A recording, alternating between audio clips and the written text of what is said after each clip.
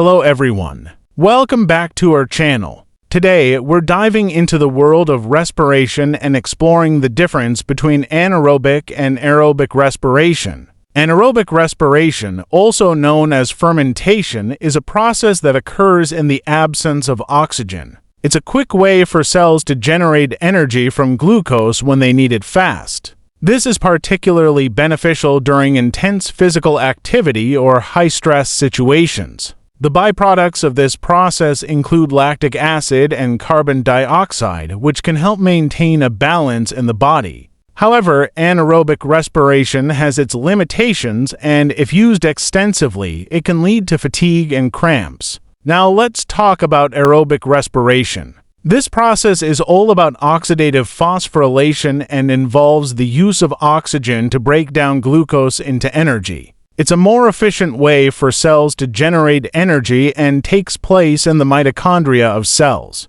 Aerobic respiration produces less waste than anaerobic respiration and is less likely to cause cramps or fatigue. It's involved in everyday activities like exercising or maintaining body temperature, making it crucial for sustaining life processes. In summary, both anaerobic and aerobic respiration are essential for our bodies to function properly. While anaerobic respiration can provide quick energy in emergencies, it's important not to rely on it too heavily due to its potential side effects. Aerobic respiration, on the other hand, is a more sustainable way for our cells to generate energy without causing harm over time. Thank you so much for joining me today. If you found this information helpful and want to learn more about human physiology or any other topic related to health and wellness, be sure to hit that like button, leave a comment below, and don't forget to subscribe for more content like this.